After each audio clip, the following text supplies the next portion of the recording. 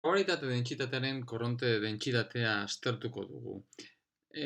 Oda, gu badakigu fluidoan, zer esanik ez partikulen kopurua kontserbatu behar dela, eta horrekin lotuta daukagun ekuazioa da jarraipen ekuazioa. Eta honen adierazpen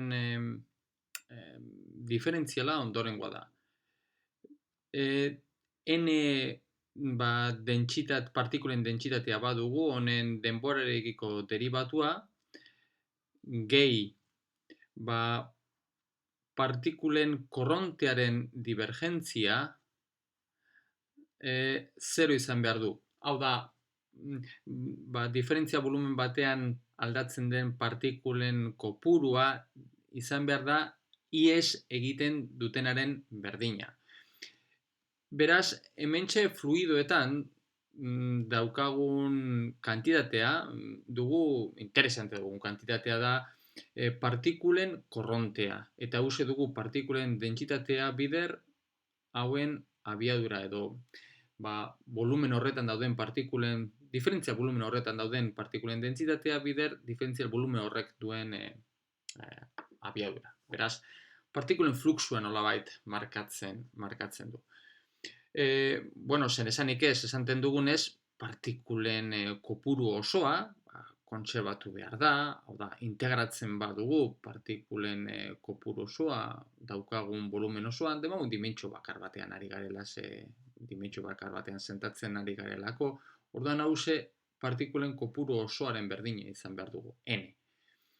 Eta beste era batean jartzen badugu hause, n integralen barruan jartzen badugu, hau da, partikulen dentsitatea zati n bide diferentzialek ez egiten badugu, orduan hau baten berdina emon beharko du. Orduan, hementxe daukagun kantitate hause, badaukagu probabilitate bezala izan daiteke. Hau izan daiteke x puntu batean partikulen bat aurkitzeko probabilitatea. Bueno, eta guk mekanika kuantikoan badaukagu gure dentsitate probabilitate bat, ez? Guk badakigu, dentsitate probabilitate hori, horren integrala, dentsitate probabilitatea, partikulen dentsitatea bezala x eta t-ren funtzioan aldatu daiteke, dentsitate probabilitate horren integrala bat izan behar dela, eta dentsitate probabilitate hori da berdin uin funtzioaren komplexu konjugatua bider uin funtzioa. Uin funtzioaren modula enkarratua dugu.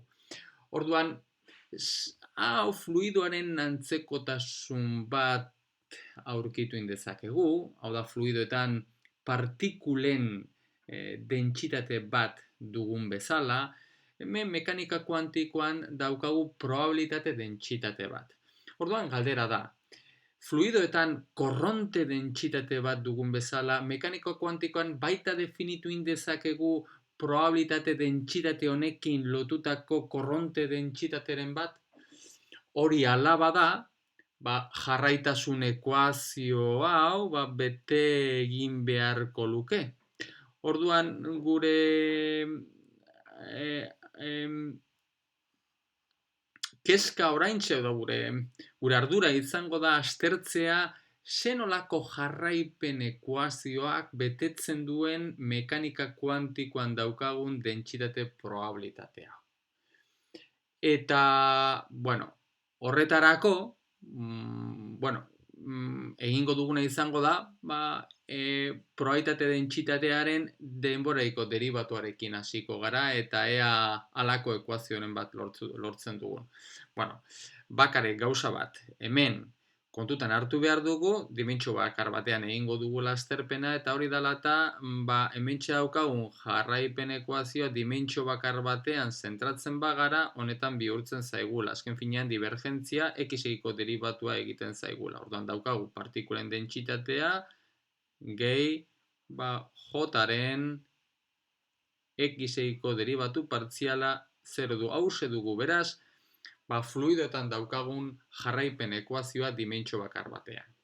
Orduan, hasiko gara gure azterpenekin eta hasiko gara honen dentsitate probabilitatearen denborarekiko deribatuaren azterpenarekin.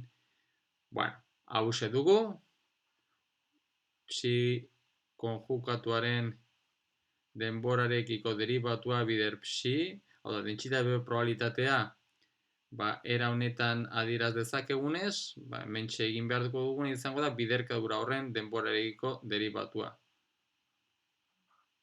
Beraz, hause dugu, bueno. Eta hause aztertzeko edo bestera batean jartzeko, aplikatuko dugu, kontutan hartuko dugu, uhin funtzio honek bete behar duela Schrödinger ekuazioa. Eta orduan hori da egingo duguna.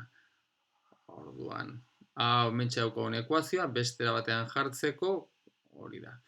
Kontutan hartu behar dugu, Schrödinger ekuazio betetzen duela, beraz, minus h barra karratu zati bi m, hau dugu Hamilton darraren demagun energia potentzial baten pean dugula uhin funtzioa, eta hau izan behar da berdin IH barra uhin funtzioaren denboraiko deribatua. Bueno, hementxe daukagu uhin funtzioaren denboraiko deribatua, eta egingo duguna izango da, era honetan jarri. Horretarako, hemen egingo duguna izango da, askatuko dugu ekuazio horretatik uhin funtzioaren denborarekiko deribatua. Bueno, hau da berdin, beste aldera eramaten badugu, zati h barra, orduan daukagu, i h barra, zati bi m, hau da, uhin funtzioan x-ekiko bigarren deribatua, minus i zati h barra, v bider psi. Hau da beraz, uhin funtzioen denboraiko deribatuak betetzen duen adierazpena.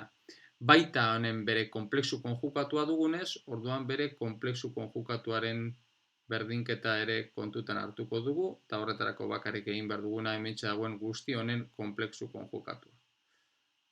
Orduan, hause dugu, uhin funtzioaren x-ekiko bigarren deribatua, gehi, i zati h barra, v erreala da, uhin funtzio. Bueno, badaukagu bi adierazpen hauek, eta ointxe egingo duguna izango da, ordezkatuko ditugu, bi hauek hortxe goian ditugun adierazpen honetan. Beraz, berriro joaten bagara bera, dentsitate probabilitatearen denboraiko deribatua beste era batean adierazita ondorengoa dugu. Honen ordez jarriko dugu hementxe daukaguna. Bider psi egingo dugu. Beraz, minus i h barra zati bi m, psi, funtzioaren konplexu konjukatuaren bigarren deribatua, gehi, i zati h barra, v, psi konplexu konjukatua. Eta orain, urrengoarekin, oraintxe kontutan hartuko dugu, ordezkatuko dugu, hemekoa uhin funtzioen denboraiko deribatua, eta bider psi konplexu konjukatua egingo dugu. Beraz, gehi IH barra, zati bi m, psi konplexu konjukatua, psiren x-ekiko bigarren deribatua, minus i zati h barra, v psi konplexu konjukatua z. Bueno, hementxe ikusten dugu nola bi termino hauek simplifikatzen zaizkigula, eta beraz geratzen zaigu ondorengo adierazpena.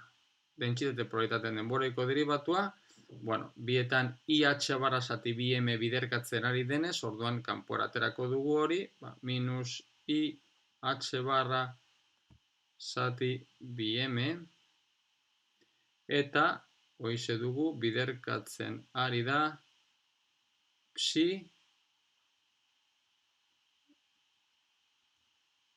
psiren x-ekiko bigarren deribatua, eta minus psiren konplexu konjukatua, psiren x-ekiko bigarren deribatua. Bueno, izatez, hemekoa Beste ondorengo eran jar dezakegu minus IH barra zati BM, x-ekiko denbora x-ekiko deribatu bat atera dezakegu, eta hause honen berdina dugu. X-ekiko deribatua psi x-ekiko deribatua minus, barkatu mentxe konplexu konjukatua falta zai, minus psi konplexu konjukatua psiren x-ekiko deribatua. Bueno, hori horrela dala ikustea oso simplea da, bakarrik egin behar duzuen hementxe dagoen x-ekiko guzti honen x-ekiko deribatu egiten baduzue, honen berdina dala ikusiko duzue. Orduan, zer da hementxe daukaguna? Berriro, idatzi egin dezagun, hementxe daukaguna, berriro pixka bat argiago egoteko. Hementxe lortu dugun berdinketa ondorengoa da. Dentsitate probabilitatearen denborarekiko deribatua da berdin, minus, jarriko dut, x-ekiko deribatua zerena, ondorengoarena, IH barra, zati BM, hori dago biderkatzen, psi konplexu konjukatuaren x-ekiko deribatua minus psi konplexu konjukatua psiren x-ekiko deribatua. Hala daukaguna. Eta gogora ezagun zein den fluidoetan daukagun goian jarritako jarraipen ekuazioa. Hau, ezta? Hau da genuena. Edo nahi baduzue agian bekoarekin erlazionatzeko n-eren teriko deribatua da berdin minus j-aren x-ekiko deribatua. Ezta? Orduan, bekoarekin erlazionatzen badugu, ikusten zuen honen forma erabat berdina dala, eta horrek egiten diguna da definitzea J bat, eta korronte dentsitatea fluidoetan daukagun jarraipen ekuazioarekin konparatuta ondorengoa dugu. Mekanika kuantikoan baita halako korronte dentsitate bat definitu dezakegu, eta bere adierazpena hause dimentsio bakar batean, hiru dimentsioetara joatea oso erratza, hementxe dagoen x-ekiko deribatuaren ordez gradientea jartzea eta listo. Baina hori gerorako utziko du. Beraz, hau dugu, mekanika kuantikoan definitu dezakegun korronte dentsitatea. Eta horrek ematen diguna da, dentsitate probabilitateak nola mugitzen den, nola aldatzen den, zein den dentsitate probabilitatearen fluxua, horrela interpretatu egin dezakegu.